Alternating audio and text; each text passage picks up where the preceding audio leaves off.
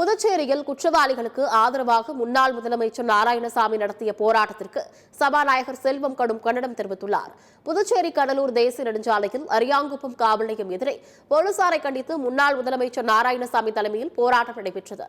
அனுமதியின்றி போராட்டம் நடத்திய நிலையில் நாராயணசாமி, எம்எல்ஏ வைத்தியநாதன் உள்ளிட்டோரை போலீசார் கைது செய்தனர். இது தொடர்பாக செய்தியாளர்களை சந்தித்த சபாநாயகர் செல்வம், இந்த போராட்டத்தால் பொதுமக்களுக்கு இடையூறு ஏற்பட்டதாக கண்டனம் தெரிவித்தார். அரசியல் நாடகத்திற்கான போராட்டங்களை இனியும் போலீசார் வேடிக்கை பார்க்க கூடாது என்று சபாநாயகர் வலியுறுத்தினார். பொதுமக்களுக்கு இடையூறு ஏற்படுத்தும் விதமாக நடந்து கொள்கின்ற இதுபோன்ற நிகழ்வுகளுக்கு காவல்துறை இனிமேல் அனுமதி வழங்கக்கூடாது. அப்படி மீறி அவர்கள் வருவதால் அவர்கள் கைது செய்து அவர்களுக்கு விடுப்பு இல்லாத வழக்கு பதிவு செய்யும் என்று வேண்டுகோள் வைக்கின்றேன். அவங்க நேற்று யாராக இருந்தாலும் அவங்க பேரில் பெயில் இல்லாத, ஜாமீன் இல்லாத வழக்கு உடனடியாக பதிவு செய்ய வேண்டும். அப்போ இதுபோல் நீங்கள் மிரட்டுகின்ற தொழில் ஒவ்வொரு காவல்துறை காவல் நிலையத்துக்கும் சென்று மிரட்டுகிறார்கள். சட்டம் ஒழுங்கு புதுச்சேரியில் எவ்வாறு பாதுகாக்கப்படும்?